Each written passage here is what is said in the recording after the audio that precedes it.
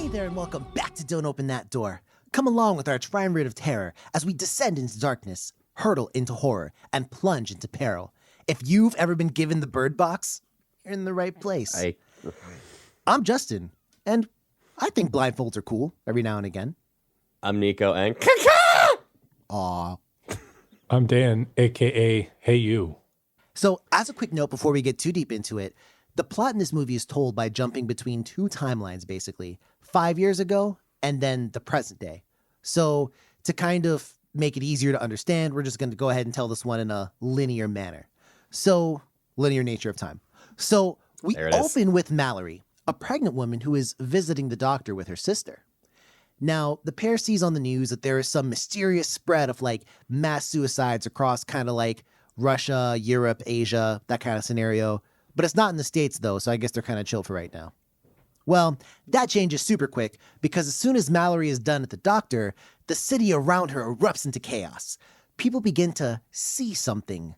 And once they've seen it, they go insane and they kill themselves in different violent ways. Well, as you say, Nico, what happens next? So Mallory manages to link up with a small group of survivors, which includes Tom, a former soldier and all-around solid dude. The group pieced together that this whole apocalypse scenario is being caused by unknown creatures. And they discover through trial and error that seeing these things in any way causes instant insanity and death. So the group blocks all the windows and wears blindfolds whenever they go outside. Makes sense. They also discover that people can become sort of like taken over, in air quotes, by the creatures and do their bidding. So they kind of go crazy and go onto their side kind of thing. They also discover that birds are apparently alert to the presence of the creatures and they go crazy when they're nearby. So that's why you want to keep some fucking birds around, I guess.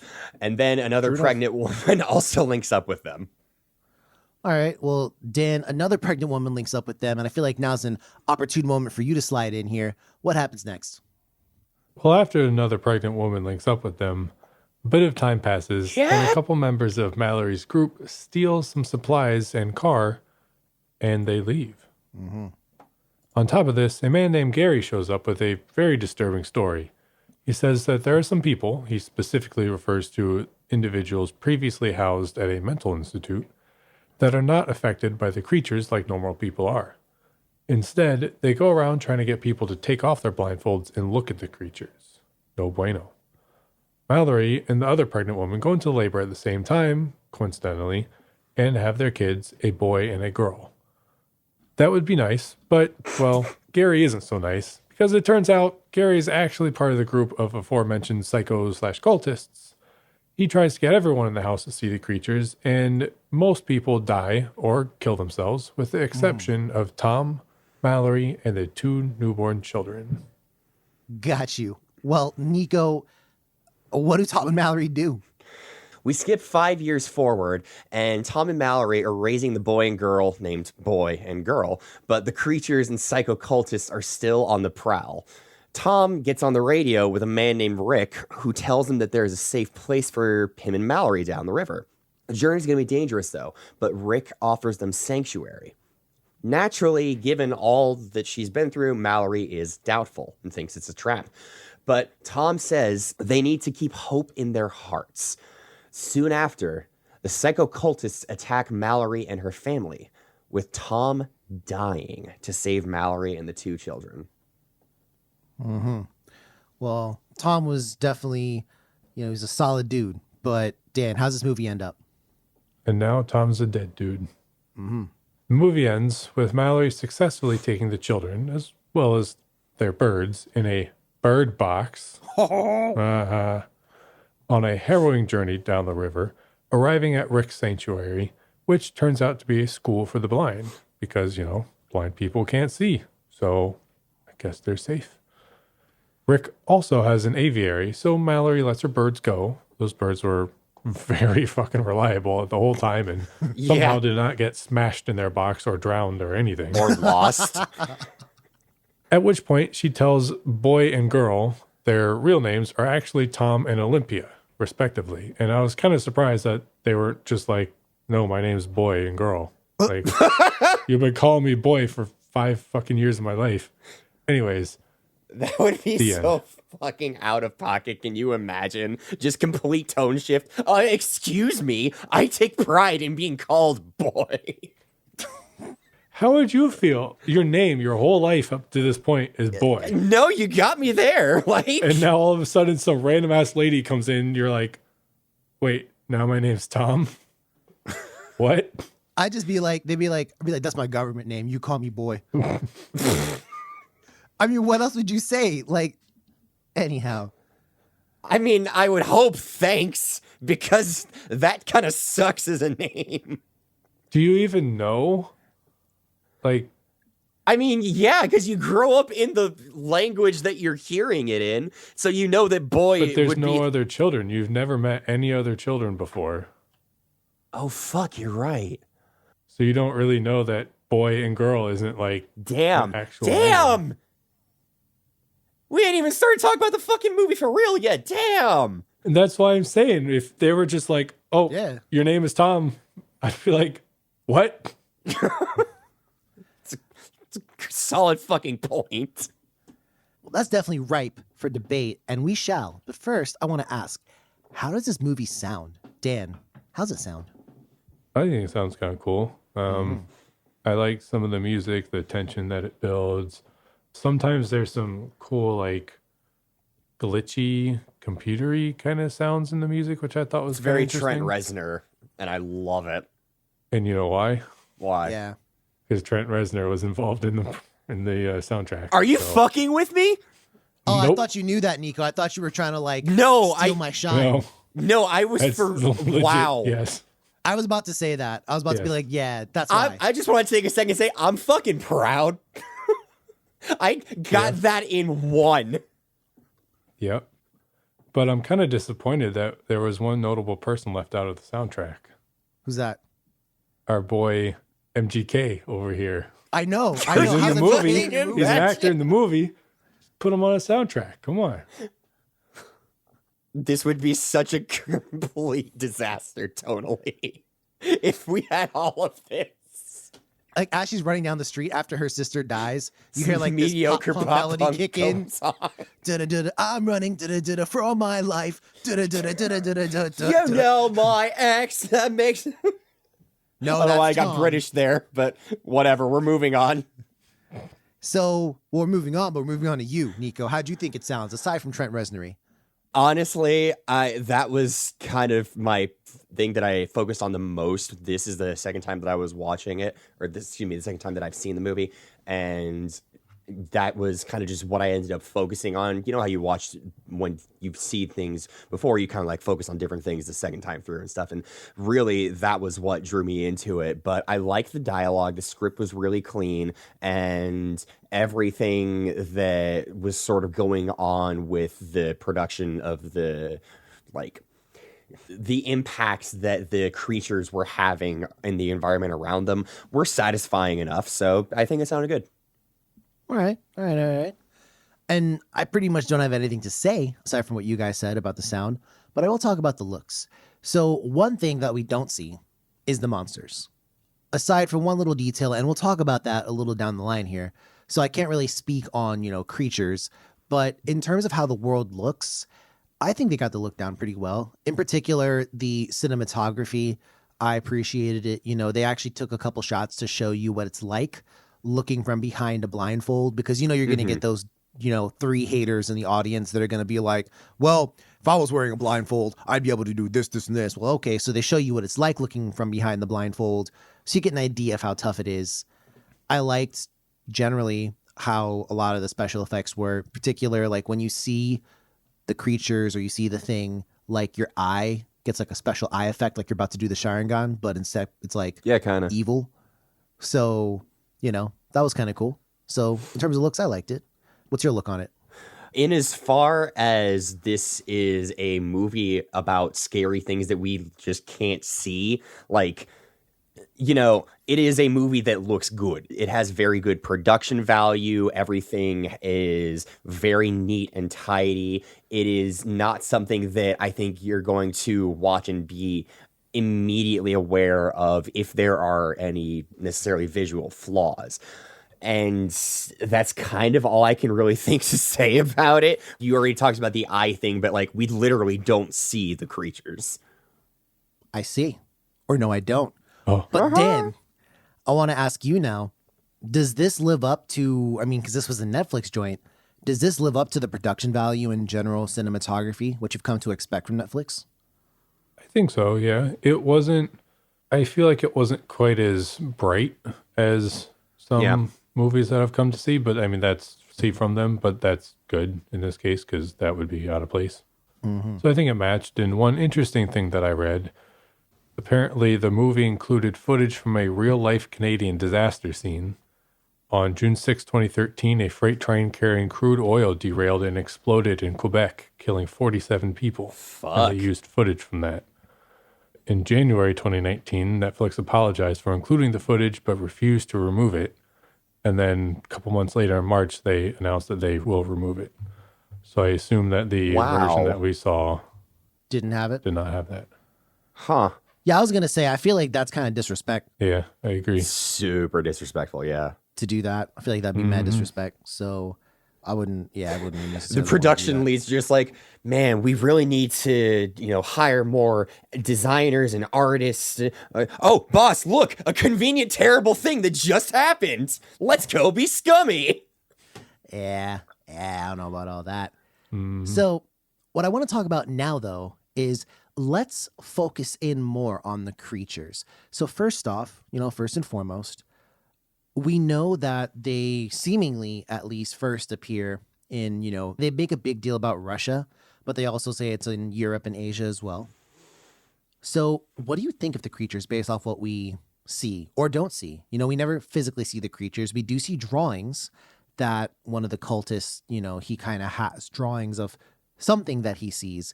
And we kind of get the idea that people sometimes see a loved one or something like that before they go insane. So I want to ask, what's your thought on the creatures and just kind of their powers and what they do? I enjoyed it. I am kind of glad that we didn't see it. To me, and I guess we'll probably talk about this in a bit, but this was a cosmic horror kind of film. And sometimes when you see the reveal in some cosmic horror films, it just doesn't work out so well. And I think in true cosmic horror fashion, these creatures are so, well, we don't know that they're ancient or whatever necessarily, but they're so whatever they are that they just like break your mind. And that can be really hard to put into, it can be really underwhelming to see sometimes. So I kind of like that we didn't really see it, and it kind of left the powers a little ambiguous as well. We never like fully understand what the creatures are or how they work, what they do. And I kind of enjoyed that. All right. I largely agree with you, except in one sentence, but I think we'll talk about that in a second or two. But I think the creatures, I agree that if you can't, you shouldn't. And nominally, I would say that, okay, so if you wanted to come up with a creature that was so, like mind-boggling or terrifying that it just like broke your mind, for me, I feel like the closest movie I've seen that has something like that might very well be Annihilation. Like the scene and the kind of mood at the very end made me feel like anything could happen. But I, on the whole, don't necessarily disagree with the idea. But I do think when you do something like that, you have to have sufficient backing action. Like other things need to be happening in order to compensate for your lack of creature, for lack of a better word. Sure. And I think this movie, in my opinion, got about 70% of the way there in that regard. I could have used a little more, but, tis what it is. Nico, how about you? I like them. I think they're fun, and I think that they are something that, as a world building idea, makes for just natural more involvement from the other characters that you're going to naturally have in the cast of whoever that you're seeing. You're going to be seeing people we are, not the audience, not them. We're going to be witnessing people who are having these fanatical sort of reactions to these things that we literally cannot comprehend versus people who are losing their minds, going insane from seeing a loved one, and then they walk into a car that's on fire. So I think we are left with enough interesting things happening that make up for the most part, not seeing them. I do wish there was more that we saw, like, instead of just the creatures lumbering through a forest and some, branches snap and stuff and wood breaks. I wish there was just more visceral wreckage in the environment, but maybe that's just the video game mind I'm thinking with right now. So I get that that's kind of hard to do as well. All right. I will say real quick, another piece of trivia I read. Apparently the producers did want to show the creatures at some point, and they even designed a creature and shot a scene with it. Mm-hmm. But as Sandra Bullock describes the creature, it is a green man with a horrific baby face. And they didn't use it because it made the scene kind of funny. So good on them for not using that. A green man with a baby face? Yep. That's so fucking dumb. Like, yep. They couldn't get anything else. Was their props department just like nothing? Maybe it was kind of like the Call of Cthulhu, but with like baby face. Anyhow, they could have had like a Bigfoot costume, something. No, all I'm thinking is Babyface, like the rapper. This would be completely different if that was the case. Oh, no. But past that, I now want to ask a question that, of course, we often ask here. What kind of horror is this to you? What kind of horror is this?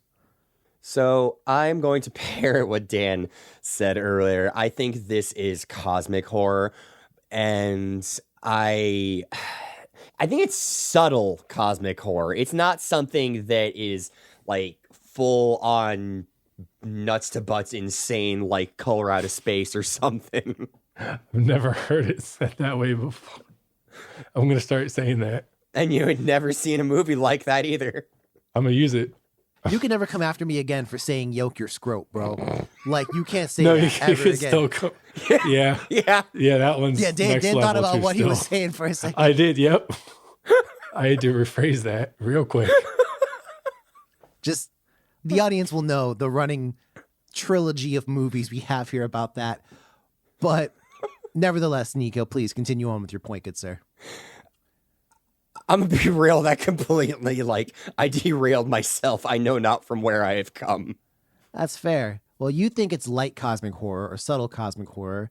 Yeah, it's more like cosmic horror that you see the impact of socially around you, kind of similar to The Mist, as opposed to something like Color Out of Space, which is more like hi-fi cosmic horror that's really in your face and special with the visuals, which this is kind of the antithesis of. I actually disagree totally, entirely. And I was going to let Dan go, but now I feel like I got to go. Do it, motherfucker. You won't. So you use The Mist, which I think is a good movie, to describe something here, because in The Mist, and listeners will know this from our previous review, that there was a descent into madness. Things unfurled, people unfurled, and were driven insane. Mm-hmm. In this, that doesn't happen. It's, you see the creature, you go insane. It's like snap of a finger type scenario. And so to me, the only kind of cosmic-y kind of horror thing here is that people go insane and try and kill themselves. But I could also kind of chalk that up to like, I don't know, like an alien species or something that's able to do that. I can't stop thinking about the green dude with the baby face. I'm sorry. Well, while I mentally scrub that from my mind, to me, this hits closer to like a creature feature, particularly in a lot of how it works. I can see So, for that. example, like the birds signal when the creatures are afoot. You know, you have to obey a certain set of rules, where in cosmic horror, famously, there are no rules. Yes, the creature feature with no creatures. There are creatures, you just can't see them, but they're there. It's like air, right? But that's my viewpoint. I consider this more so of a creature feature than a cosmic horror-y type scenario. And I'm going to leave that, but I'm going to put a little, not an asterisk, but a jasterisk there, because I'm going to come back, because there is one point that I think they That sounds like a prescription drug. Talk to your Jasterisk? doctor about Jasterisk today. Yeah, that's the pill you take when you've been hard for longer than 4 hours. Oh, no. Dan. You were going too nuts to butts. I guess so. When you said that, you reminded me of the Wu-Tang Clan skit with Method Man. I'm gonna bang your nuts on a dresser. Just your nuts with a spike bat. I'm okay. I took Jasterisk, bitch. Bring it on. Man, we are mature. Dan, what is really good with this genre, and why is it cosmic horror to you? I mean, I agree with Nico. I think it's like cosmic horror light. I don't think it's heavy into it. It's like you kind of mentioned as well. Like it's not people descending into madness over time, but I do think it's still cosmic horror, maybe with a little bit of like, I don't want to say drama, but like a little bit, because we get a lot of like interplay between the characters and, you know, can I trust this person or whatever too, you know? Yeah, For sure. I agree with that. So now we have to talk about the infamous or famous, however you want to say it, ending. I love going to Hollywood and I can point out just at any random street and look, oh, a famous person. I'm just saying, that's to me, my English good dogs. Why don't you chill? And how'd you feel about the happy ending, Nico? I liked it just because it was such a tight narrative that used the themes of the birds and the like, just it worked. I think it worked in a narrative sense. Maybe it's a little cheesy, but I really, truly, honestly think it works in a way that, like, if Cabin in the Woods wrapped up nicely, that would bother me much more. But, like, of course it's a center for blind kids that is a sanctuary. Of course there are birds there. Of course the birds help them. Of course they like go through the rapids because they've got this bond now that they've spent so much time together, and instead of one person looking, they just fucking wing it, I guess. Pun not intended. And they get through with the power of love. And is that a little cheesy? Yeah, it is. But I like cheese. I used to sometimes, when I was real hungry late at night, I would go into my fridge, I would get a big-ass block of Parmigiano Reggiano, and I would tell myself, this is a steak. Did it work and do anything to make it taste like steak? No, but it was something salty and snacky, and I was doing what I needed to do. Move on. Nah, I'm there with you, bro. Like, sometimes when you don't have, like, chocolate bars or something, like, it's a real easy hack that I know a lot of people do. You take, like, Ovaltine or like Nesquik, Milo in my case. It's like kind of like cocoa powder, right? And you take it and you put it on a plate, and then you just kind of like eat it off the plate, right? You sad motherfucker. No one does Whoa, that. no! You just had a fucking Parmigiano Reggiano steak, and you telling me about my little Milo bump? I can't do. Okay, bro. Okay, mine is quirky. Yours is sadder than the Diary of Anne Frank. Bro, I need you to relax, okay? Milo gives you strength, okay? So from a plate? You can't just like stir that in some water real quick. Oh, that's disgusting. Why would I Milk? add that to water? Anything? No, okay? Milk, yes, absolutely milk. But if you don't have the milk, walk your ass out to 7-Eleven and get some milk. Yeah. Oh, you take the walk to 7-Eleven now, bro. Yep. Nah, that's not what we do I'm here. upset at the cosmic grip that song has on this podcast. Yo, I played that song for my mom today, bro. Anyhow, going back now, Dan. Yeah. How are you, man? Yes. You doing I good? forgot the fucking question. Oh, yeah. Sorry. So going back to now, Dan, how'd you feel about the happy ending here? Did it suffice for you? Were you left lacking? What's going on? I largely, again, agree with Nico. It was good. It was nice. It was definitely cheesy. The one part I didn't particularly like was going through the rapids blind and everything worked out totally fine and nobody got injured. I was like, I don't know about that. But the whole like just ending it nicely and happily ever after was it was good. It was good. It made me feel good. All right, bro. I'm gonna come in here like a meteorite and tell you this. I don't think this is a happy ending. You don't? I think they're all still gonna die anyways. Well, I mean, it's a happy ending to the movie, not to their life.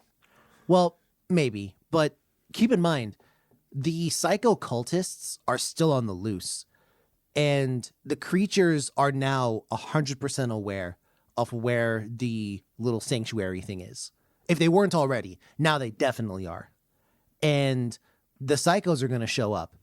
And it's a sanctuary for the blind, which like grants them a ton of resistance against the seeing creatures. But that's not going to help them much in a gunfight, like respectfully. So that's what I'm saying. Like, Never take a blind kid to a gunfight. Yeah. So says the old saying. I mean, like if you got like Zatoichi in there, you know, like the blind swordsman, he might have something going on.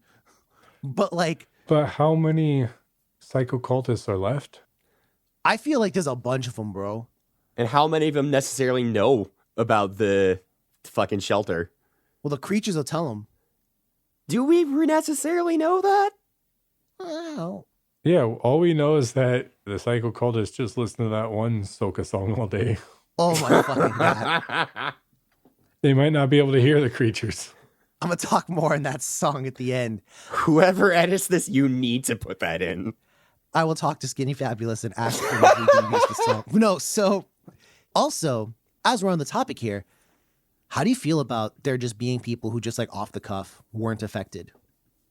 What about them makes them unaffected? Is it because their mind has already been touched by the inky tentacle of madness from the man baby? They got no yolk to scrote. Well, I truly don't know what makes them different, and I think that's kind of the point. I think if we were to get another movie in this universe, that is something that I would really like to explore. I would really like to know more about that, but considering this is already wasn't it over 2 hours? Yeah, yes. It's like right at 2, yeah. Yeah, it was already pretty full as is, and I just don't think there would have been too much room for it, really. got you. And I guess kind of last, but not least, but definitely last, in terms of themes and, you know, what kind of thematics, which reminds me of aromatics, but what kind of themes does this movie have? Family. Yeah, the importance of family, yeah. I feel like who was the family? Her and boy and girl? And Tom. And Tom? See, I feel like the real family was Tom. Family is who you make it, not your blood. Aww. That's so touching. Riku! Sora! Okay, now that that's out of the way. Yeah, I mean, I guess that's kind of the big one for me.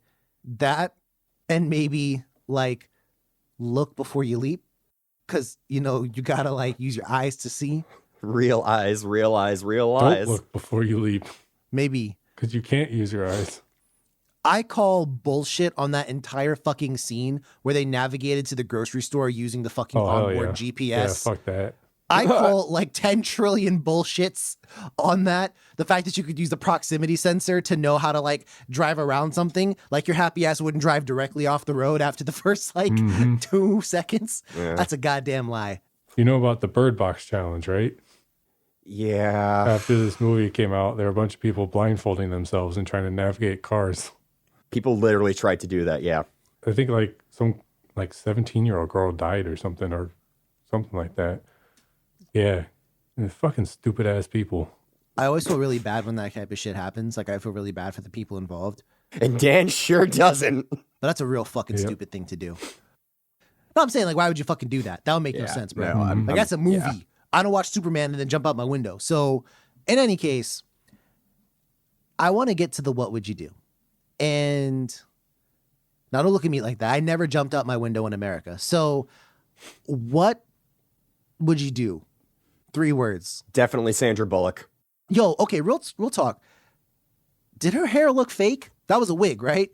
No, I mean, I don't think it looked fake. could have been, but I didn't. swear, yo, there was some kind of fake looking hair between her and her sister, bro. I didn't trust it. But anyways, I thought it was shoddy work. But maybe I'm tripping. Maybe I'm tripping. But anyways, going back to it, what would you do? So let's say the 3 of us, you know, like we're all linked up, we're all hanging out, whatever else, and out of nowhere, this shit starts happening, and we realize that, oh shit, we got to go into hiding and not look or see anything. Where would you want to go? Where would you hide out? Probably just my bed. I feel like the house next to the grocery store. The house next to the grocery store. Yeah. I am within walking distance of multiple grocery stores, so I'm sure I could like try and memorize the fucking. I bet you I could walk there with my eyes closed. Am I gonna try this? No, because I'm not a fucking dumbass, but I bet you I could. Bird Box Challenge. I live next to which is a safer challenge overall. So as you don't like cross streets with it. But like, Yeah. anyhow, I live right next to the Bark, which is right next to the grocery store. So All right, DMX. I'm saying, like, so I live pretty close to a grocery store as well. Most people do. It's kind of the way neighborhoods are set up and designed. But I mean, Not necessarily. Not really. name one house that's not next to a grocery store. Your parents' My house. parents' house? My parents' house? Your parents' house. I mean, true, but they live right next to a Baba. Which is not a grocery store. Oh, they got groceries in that. But it's not a grocery store.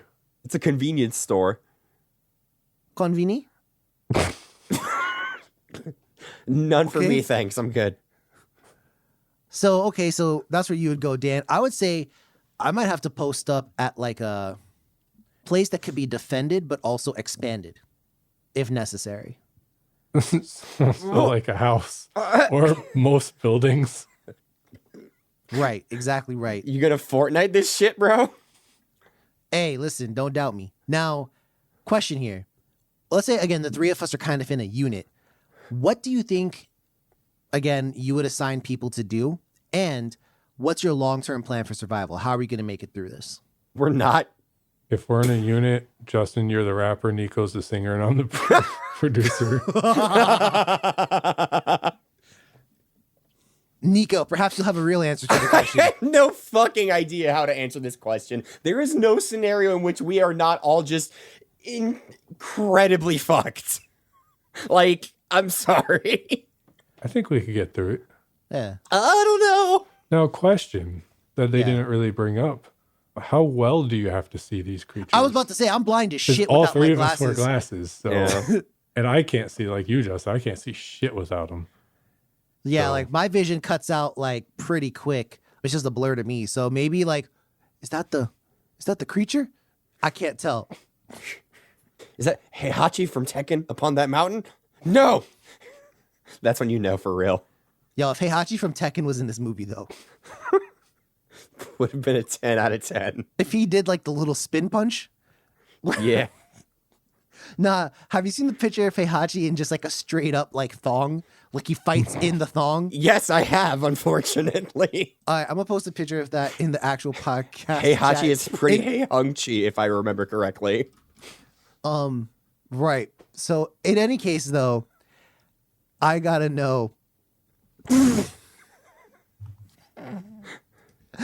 Already so off the rails. What's your long-term plan though, guys? What's your long-term plan? DoorDash? I don't know. I don't have a long-term plan. Okay. I guess that makes sense. But I want to know now, since we don't know, I want to talk about the critic review. And I'm sorry if that was a little rough, dear listener, but I've been watching pictures of Heihachi in a thong. I thought there was only one. There's actually a lot. Now, critic review time. Why don't you guys go ahead and tell me what you think the critics gave on this movie? God damn, my man is packing. Yeah, he is. He got the Chippendales bow tie too. Keep in mind, dude is like 60 something years old or some shit. Just absolutely 70. fucking shredded. I'm gonna guess rather high, not extremely though. I'm gonna say 80. I'm going to go slightly higher. I'm going to say 83. Well, Nico's right, but you're both wrong because this one was given a lower score, actually, 64% by critics, Huh. a 57% from the audience. Damn. Oh. I thought people liked this movie more. Yeah, well, I'm going to ask now, which is, I want to get your thoughts on the movie real quick, your general score, and do you think this movie was worth all the hype it garnered? I don't think this movie was worth all the hype it garnered. I liked the movie. I had a good time with the movie. It is a very well put together movie that doesn't feel as long as it is. And it does creative things with the limitations that it has. I'm going to give it what I guess. I'm going to give it an A. Mm-hmm. I, for the third time, echo Nico a lot. Good movie. I enjoyed it. I didn't think it was quite worth all that hype, but it was worth some hype, I think. I'm going to give it a little bit lower, though, 77. So, I don't think the movie was worth all the hype. I also didn't like the movie for one critical reason, was that I absolutely did not like the execution of this one at all. I think there's a solid idea behind this with the creatures and you can't see and all this other stuff.